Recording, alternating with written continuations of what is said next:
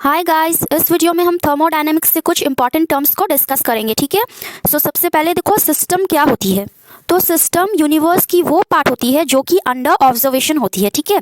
Example में मान लो अगर हम कंसीडर करते हैं कोई भी एसिड बेस रिएक्शन। ठीक है।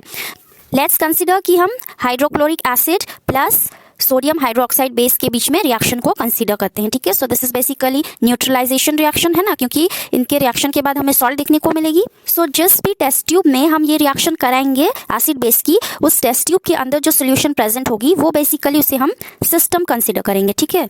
एक और एग्जाम्पल से समझते हैं। मान लो हम वाटर के किसी प्रॉपर्टी को स्टडी करेंगे। ठीक है। जैसे अगर हम टेम्परेचर के इफेक्ट की बात करें तो अगर टेम्परेचर को इंक्रीज करेंगे तो वाटर पे क्या इफेक्ट होगी, या फिर टेम्परेचर को डिक्रीज करने पे वाटर पे किस तरह से इफेक्ट होगी, उसकी अगर हम स्टडी करेंगे तो इस केस में basically water is the system. Okay. जिस भी चीज के बारे में हम स्टडी करते हैं या उसको इन्वेस्टिगेट करते हैं उसे ही बेसिकली सिस्टम माना जाता है। ठीक है। अब देखते हैं सराउंडिंग्स क्या होती है। ठीक है। सिस्टम को छोड़ के यूनिवर्स के बाकी सभी पार्ट को सराउंडिंग बोला जाता है। अभी जैसे हमने देखा कि किसी भी रिएक्शन मिक्सचर को अगर हम टेस्ट ट्यूब या बीकर में लेते हैं तो उस बीकर के अंदर जो सॉल्यूशन होगी वो सिस्टम हो जाएगी। ओके। एंड उस बीकर को छोड़ के बाकी यूनिवर्स में जितनी भी चीजें जो भी चीजें प्रेजेंट होंगी वो सभी सराउंडिंग्स होंगी। ठीक है।